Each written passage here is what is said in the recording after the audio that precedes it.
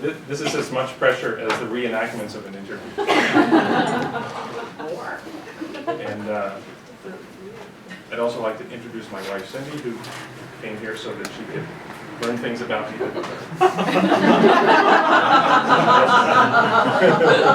hope not.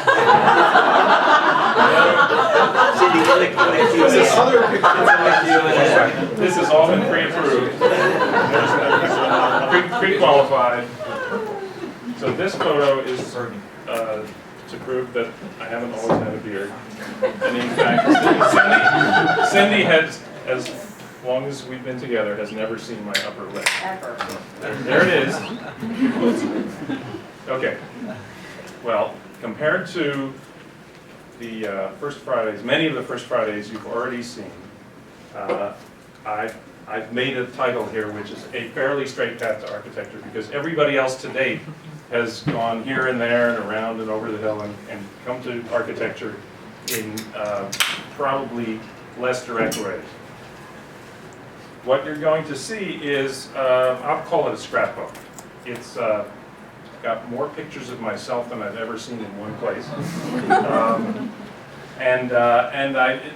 As these presentations, I think, have been the case for others, it's an opportunity to reflect on where I've been, how I got here, and where I think I'm going. And so I've tried to give it a framework.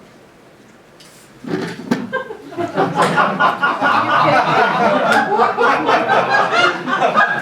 is me, right? Okay, so Is there a work? Is this done in pre-approved?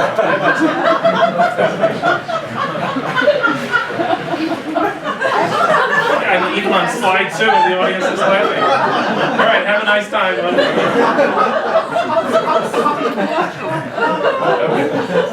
Settle down. So the meta message here is that what has characterized my life for the last, let's say, 40 years, if not longer, is that when I start to do something and I commit to it, I just keep doing it. And I haven't tried lots of different things. I have one wife.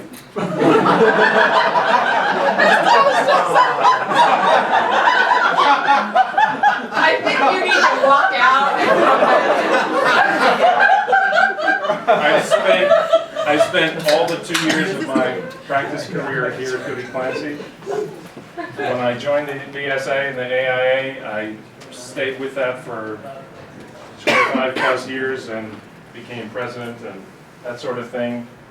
I've maintained an active involvement as an MIT alumnus. I've been involved with the BAC continuously since 1980. I've been playing music forever, baking bread for more than 30 years. 40. 40, sorry, 40.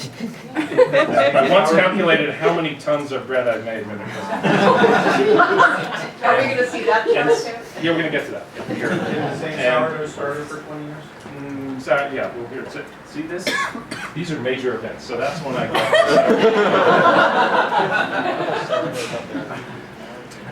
So I've organized this in a way that helps you understand these parallel streams of my life in some ways that I think will convey some aspects of myself that you're less familiar with.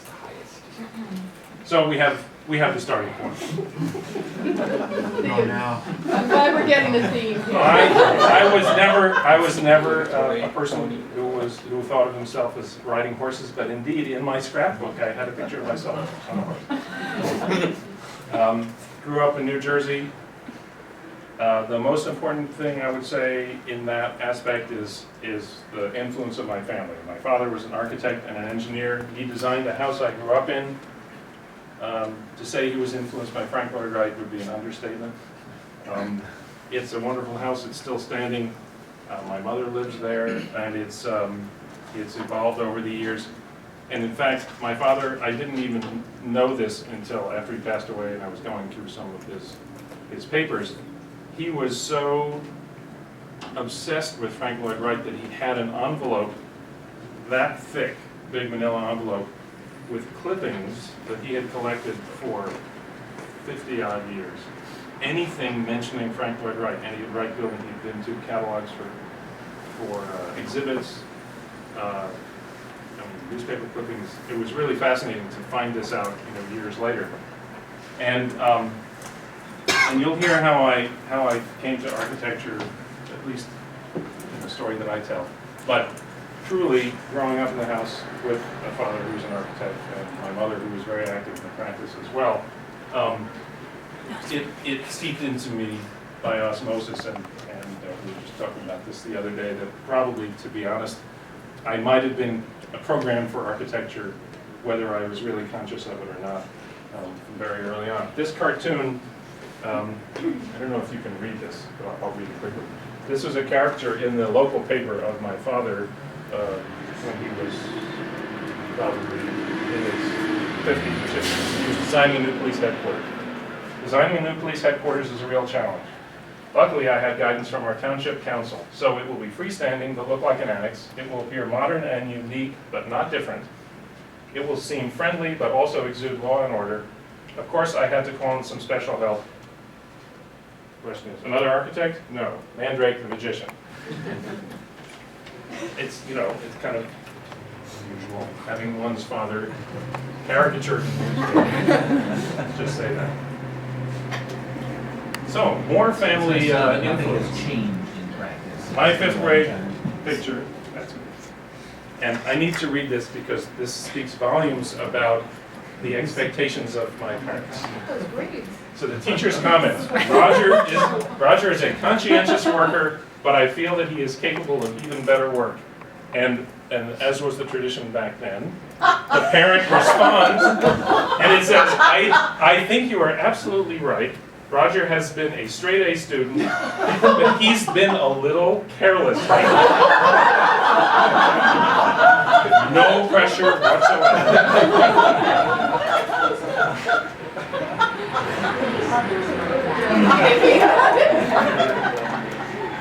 Okay, so to say that my family had high expectations for me and for my 2 younger brothers was an understatement.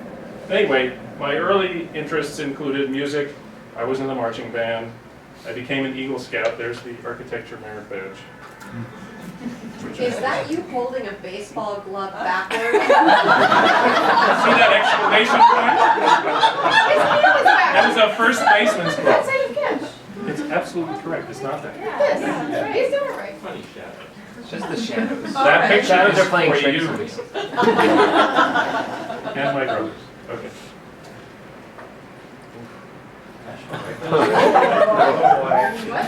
This was a revelation to my son. I saw this for the first time the other day. This is actually one of 3 sharpshooter certificates, which are attributable entirely to summer camp, a few years Boy Scout camp, where there was a riflery program, and I think I probably earned a merit badge. But to prove that I could do both things, I have riflery and French awards in high school. In terms of early interests, I got really hooked on Bucky Fuller and this book that came out in 1970.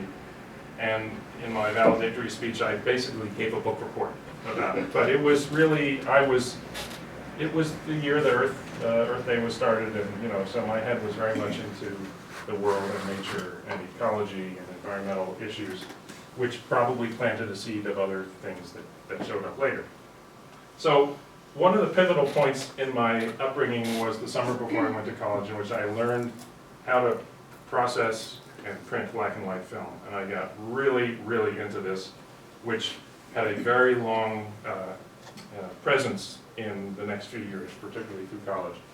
And it became a freelance business all through MIT, and afterward I had photographs in the Washington Post and Mother Jones and other magazines, Smithsonian magazine. It was Of course basically, you did. It's careless. Not National Geographic? I was hoping for National Geographic.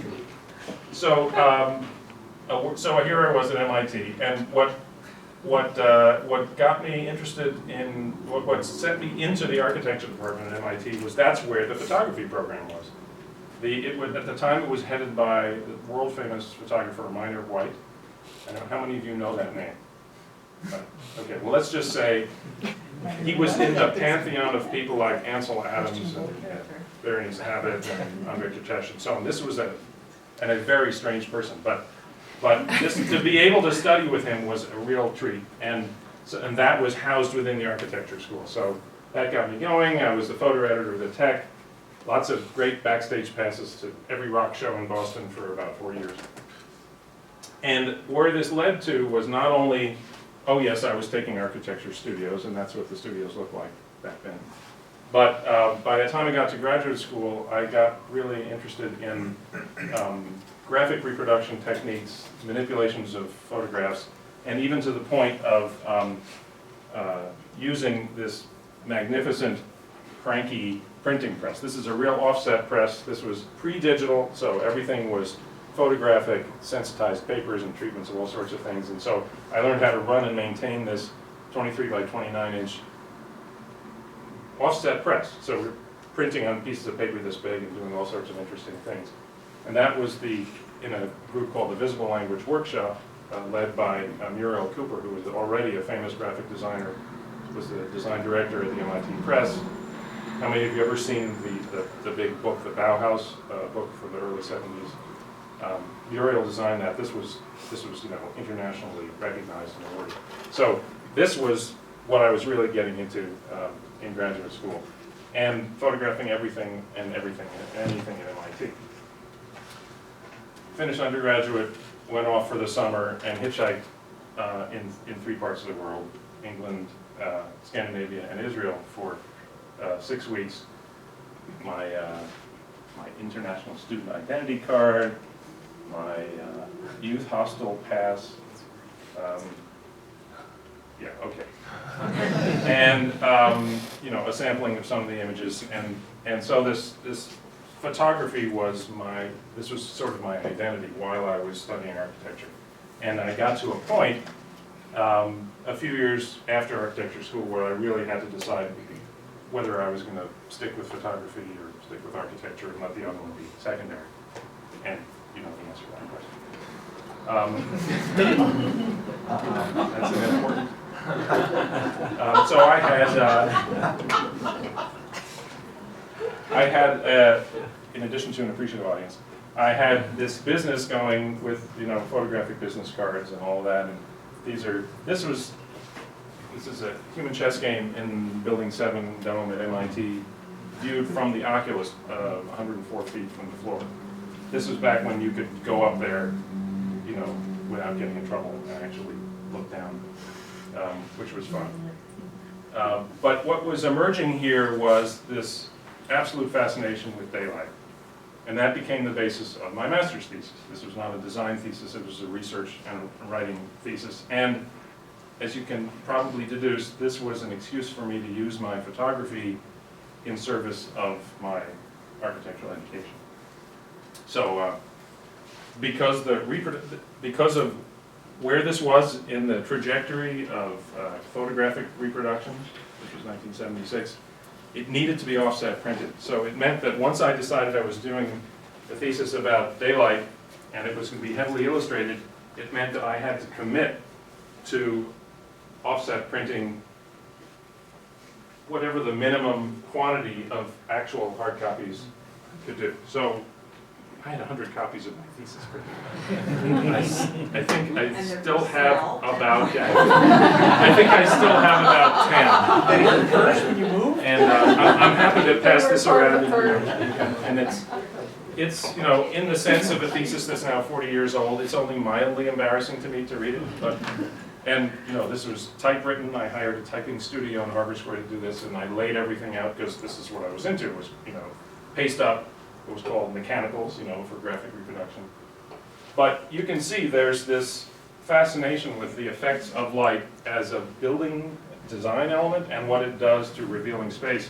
One of my favorite spaces is Old North Church, and I had this idea, which I never acted upon at the time, which was if you did a time-lapse photo inside Old North Church on a sunny day and watched the sun move around, what happens is these pews light up and then darken and lighten up. And I wanted to put that to a musical score, just because it had this amazing kind of organic and temporal quality to it. So whether it's at the MIT chapel or in my parents' kitchen, St. Peter's, wherever, it's all about the daylight, and obviously working in black and white heightens one's sensitivity. So that was my thesis. And all in parallel with this and my sort of photojournalistic work, I was doing what I'm calling artistic, you can decide for yourself, looking for moments of humor, looking for interesting compositions. This, I imagine everybody here knows about the transportation building down the street that we designed. Okay, on that site, before that was built, was a garage. And while it was being demolished, I took this photo and, I don't know, it made me think of a musical score in some abstracted way. And I look for odd moments, looks like the right thing you'd call this. And I don't know if you can tell from there, but this guy is leaning behind this wall panel, and yet the photograph that he's behind is of a head right in the right position. So I had exhibits of my work in Cambridge and elsewhere. Cindy and I had a joint exhibit of my photos and her prints in Louisiana, facilitated by my grandparents. But we were getting out there, and I was enjoying that kind of stuff. Okay, so that's one whole stream. The next is music in very collapsed form. So you saw an old photo of me as a teenager. This was now at summer camp. That was the summer I learned to do black and white, and we had musical groups. It was an arts, what did we call it? Sex, drugs, and rock and roll summer camp. And I've continued to play, and many of you know I've been playing with this ensemble based at the John Payne Music School in Brookline Village for actually 19 years. That's another thing I've stuck with. And so that was me when we played at Riles last year. Just in time to be photographed for the Tanglewood interview. And now bread. I don't exactly remember why or how, but I started baking bread when, before Cindy and I got married. I had roommates in graduate school, and my roommate David was making soup, and I said, I'll make bread. So I figured out how, and basically have been doing it continuously every 2 weeks or so for 40 plus years. And as Todd noted, and some of you know, I've gotten into sourdough in a big way and finally figured out how to maintain a starter, and I've done all sorts of interesting things. And so you get breads that look like this, and wonderfully caramelized crusts, and occasionally I get that kind of texture. My goal is to have bread as good as Edie's, but that's probably not going to happen. And ciabatta and bialys, occasionally bagels, but not so good. And along the way, when our boys were young, they needed, and in fact, both of them have baked bread at times since then. So this has just been a fun part of my life. It's very satisfying to make this stuff. Of course, it smells great, it tastes great when it works, which is most of the time. And then bicycling. I had bicycled to MIT when I lived, off campus, and that was fine. And then I've been commuting to work, not like George or many of you who commute all year round in all weather. I'm very selective, but I've been biking to work here basically since a year after I started, once I got over the shock of being downtown.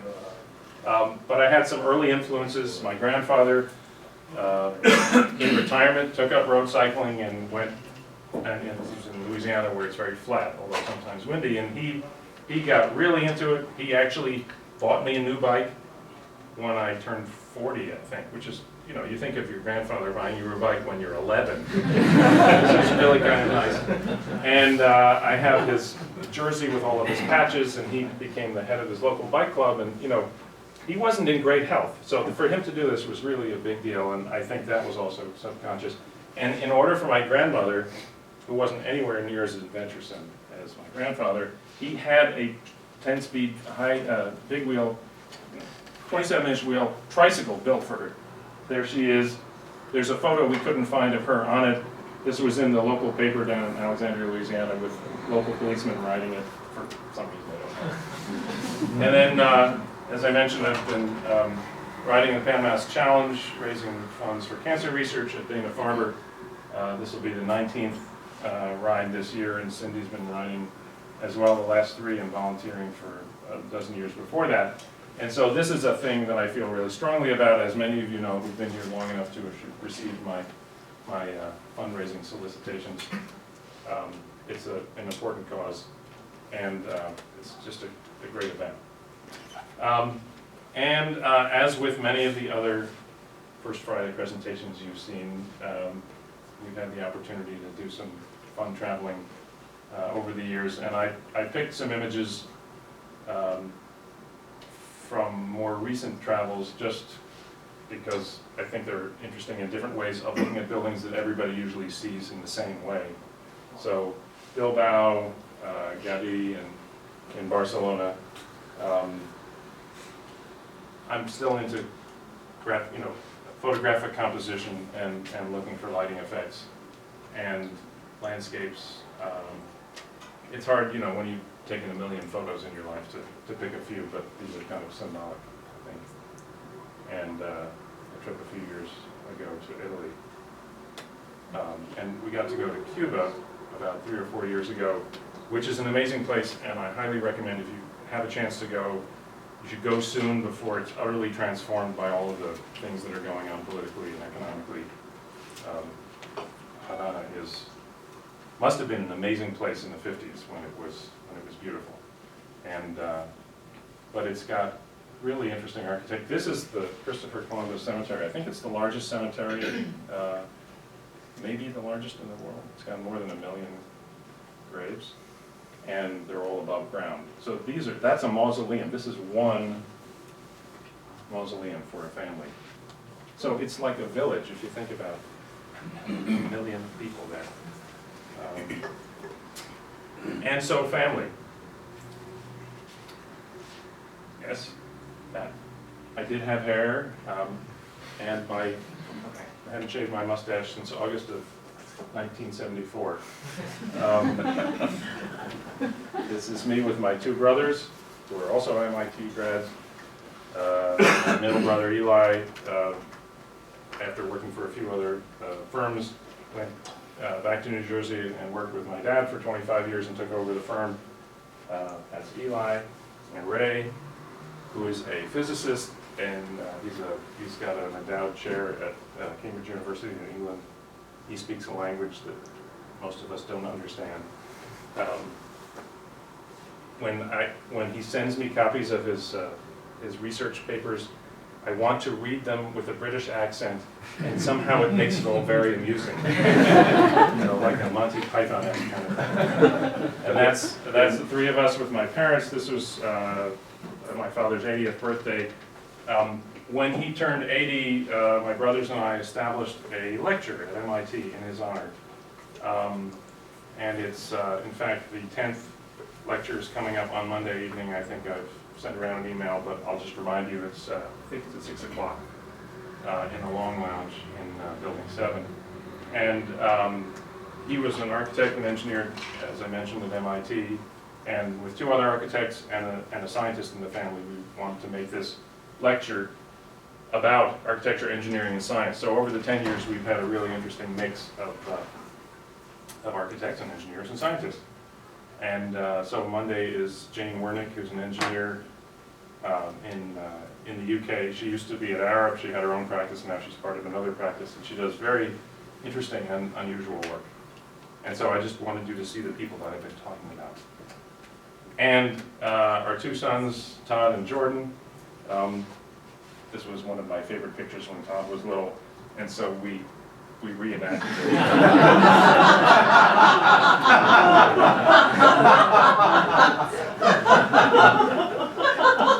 We also did it with reverse positions, where he's in the back and I'm there with my hand. I thought this was funny. And they were little, and they're both musicians, among other things, and so there was a time when we were all able to play together and we were all interested in the same kind of music. That time no longer exists. But, and in fact, this is from Todd's latest album that's about to be released. He's got his own band. as a parallel to his graphic design work, which is his profession. And then, that's Jordan, and yes, that's Mario Vitali.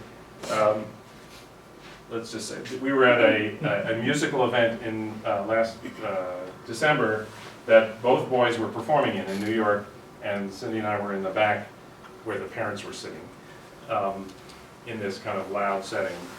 And all of a sudden we realized that Mario Vitali was sitting right in front of us, facing the stage. And so I texted Jordan that, we were here, and hey, by the way, Mario's right in front of us. And just as I picked up my phone to text him, he had texted me that photo that he had just had with Mario 10 minutes earlier, at wherever they were photographing all the people arriving at the party. So this was very cool because Jordan had been a restaurant cook for 5 years or so, and so he and Mario bonded and they shared stories. Anyway, family means a lot. Okay, now I'm actually going to talk about architecture. This was my resume. Nice. Offset printed. Would you hire him? I still have copies. This is a resume you put together when you have not much architectural experience with lots of other things. So I'll pass this around. Of course, I still have multiple copies of this because I also had offset. When I got out of MIT with my master's, it was a recession, and I went in person to 51 firms in Boston before I got an offer. And that's what got me my offer. It was with a two-person office headed by Kevin O'Mara in Newton, Upper Falls, and that was the office. It merged with another one, so I was with them for a couple of years, and then in the spring of '78, after the blizzard of '78, I had an interview here. So I'm going to collapse my entire tenure here at Goody Clancy into just a handful of slides. I'm not going to talk about every project. You don't want me to talk about every project, but there's some that some of you never hear about because of where the firm's work has evolved to and the emphasis that we have. Transportation building was one of the first projects I worked on here. I got to work with Marvin Goody. That's Marvin. That's my photograph of Marvin. I'm the only person in the office, still in the office, who actually knew Marvin. And we worked together for 2 years. He passed away the day that Mount St. Helens erupted, May 18th, 1980, which is kind of an easy way to remember it. It was sad. It was a heart attack at the age of 53, which is kind of shocking. The Bank of Boston headquarters. This was my first project as a project manager. 90,000 square feet. I think the budget was something like $7 million, but that was also 1981. And that's Bob Pelletier. For those of you who didn't know Bob, he was the principal in charge of that. And Al Foes. And then Heritage Commons. It's a project that Rob and I did. I don't think anybody else here worked on it. This was one of the later projects of a whole series that the firm did that were mixed income family housing, a mix of subsidized market rate housing. This was in Lawrence, Mass. Rob told me he went by there recently and it's still holding up pretty well. Roger, you did some really interesting daylight studies on both mass transportation and Bank of Boston. Yes, actually, thank you for asking. This building is essentially the second generation of the vocabulary of the transportation building. And as you can see, it's deep set windows. And I did, of course, this was again pre-digital, pre-personal computer, all that. I constructed some hand-drawn analyses of sunlight and daylight in order to figure out, could we do sun shading / light shelf. So the top of the light shelf was white, even though the windows are actually light gray. And I looked at all the different orientations. We didn't use the sunshades on the north side.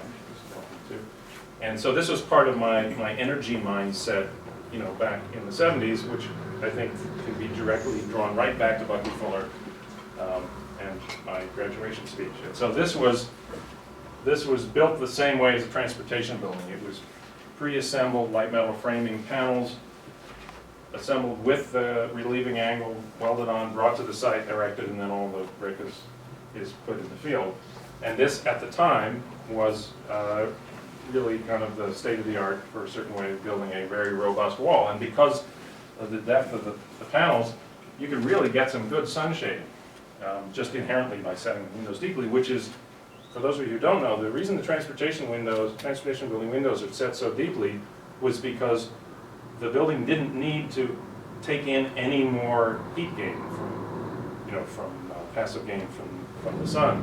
In fact, there was more than enough heat generated internally, which is why the atrium faces north, why the atrium only gets sunlight a few days of the year when the light comes high up in June down through the little bit of south facing.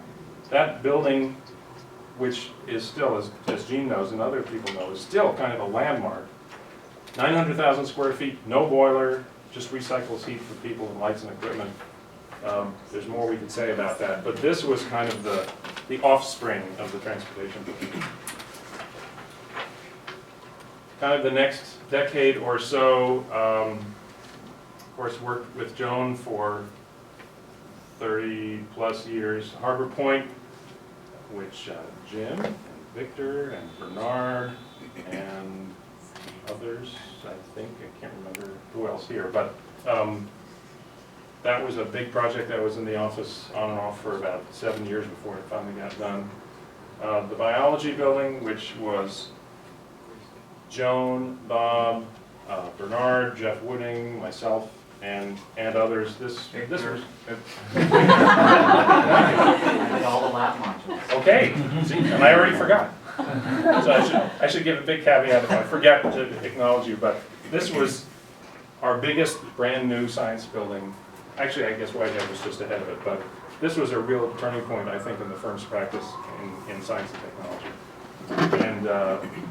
And for me, since I had spent a couple of summers working in facilities at MIT when I was a student, to come back a few years later and have them as my client was kind of cool.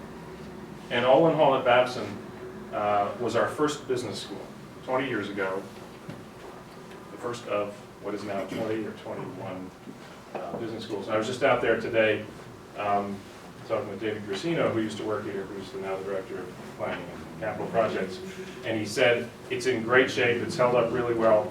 In fact, the other day we received a letter that I had solicited, but from a Babson trustee who is in there all the time and has been raving about it to me for as long as I've known him. And so I got him to put it in writing. And this kind of testimonial about a building that's not just brand new, but has proven itself and is vibrant and successful for years and years is really a wonderful testament to a job well done. And that's Victor and Jim, really mostly. The next decade or so was where the firm got so much more committed to academic work and where our practice expanded geographically and in terms of architectural styles and thinking and advance. So the Smith Center, this was very much Susanna's work, and Brain and Cog, and then our complex at the University of Chicago. Lots of us worked on Brain and Cog. Bernard and Todd and Arjun and anybody else, Tom maybe, Jim Clifford, I'm thinking, a lot of folks. University of Chicago, Lisa, Jefferson, Todd, I'm not even mentioning all the people who aren't here anymore. But these were really landmark projects, and I was privileged to be able to work on them and look back at them and still be proud of them. And they've been, every one of these has been a big success. And then the next generation was our two buildings at Roger Williams. This one was very much the work of Susanna and Andrea, and BU admissions, Arjun, Todd, and who am I forgetting? But as we all know, as we like to say, architecture is a team sport. I played whatever role I played, but the real work was done by lots of other people. And what I haven't talked about here was kind of my evolution over this period of time. When I started here, like many of you, I was a junior designer or detailer, whatever, and fairly a few years into being here, I had a few opportunities to be involved in business development and marketing, and I found some moments of kind of entrepreneurial opportunity to identify some clients. It became this running joke that I had all these friends from my summer camp experience who I kept trying to pull in as clients. You know, a friend from years before is suddenly a dean over here, you know, that sort of thing. And I haven't run it out of camp friends yet, but none of them has actually become a client in a while. But one of the important things, and one of the takeaways I want to leave here is that working in a large firm like this, what I discovered pretty quickly was that I'm not as good a designer as many of you are and other people. And so being able to have complementary skills in the firm and not feel that I have to be able to do everything was a really important recognition. That there was a point where I was moving more into project management and more into business development, and I was fine with that. I mean, I could tell that I no longer had the emotional and mental energy to be thinking about details as they turn the corner, and because there were so many more of you who were way better. Victor. But you were the one who got the direction and got the design for Global Heritage Hall at Roger Williams. It was your, I mean. It was, I have a partee on an airplane boarding pass. Yeah, in fact, yeah, this was a little case study in the book about a design process, and I had saved, of course I had saved. I mean, look at this scrapbook, I saved everything. Your boarding pass, where's the boarding pass? I had the boarding pass with the partee sketch on it, like the napkin sketch, right, Jefferson? So thank you, Victor, that's kind. But along the way, it was clear that my skills were somewhere other than design, and I accepted that, I think, pretty quickly, and recognized that I should go with what I'm best at and rely on the complementary skills of all the rest of us, which is really the strength of a firm like this. So here we are looking to the next few years, and perhaps the last chapter of my professional career, and the Gantt Project, which is a really great project, and it's going to be a national model of reviving a 1970s science building. This is going to go for a while, as some of you know.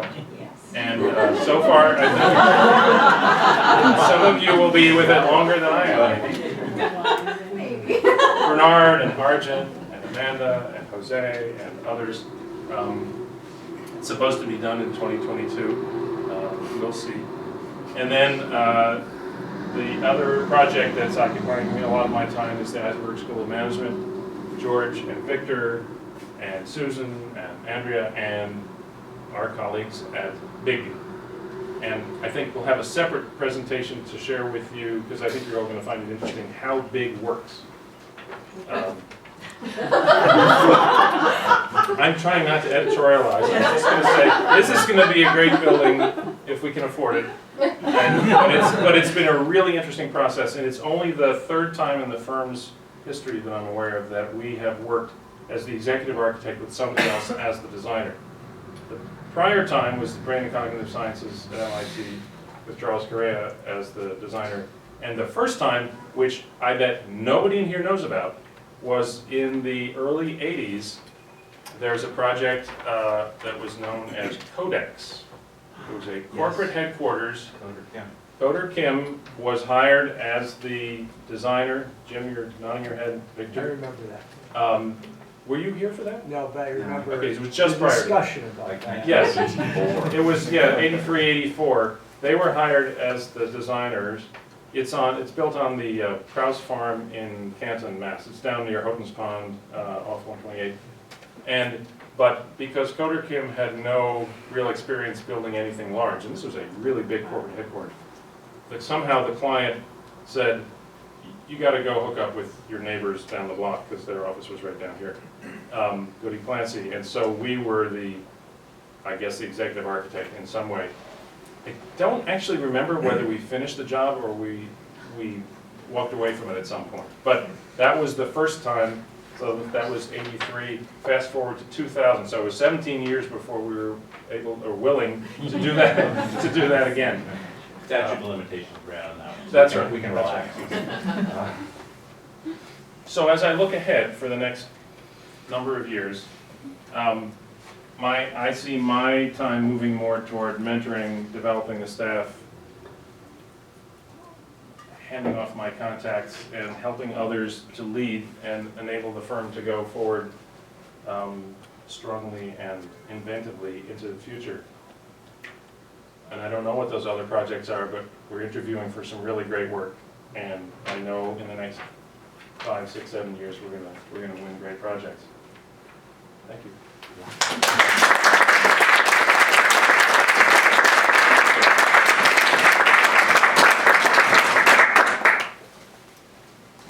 Have you kept all of your face charts? Oh, my what? All the face charts of all I probably have.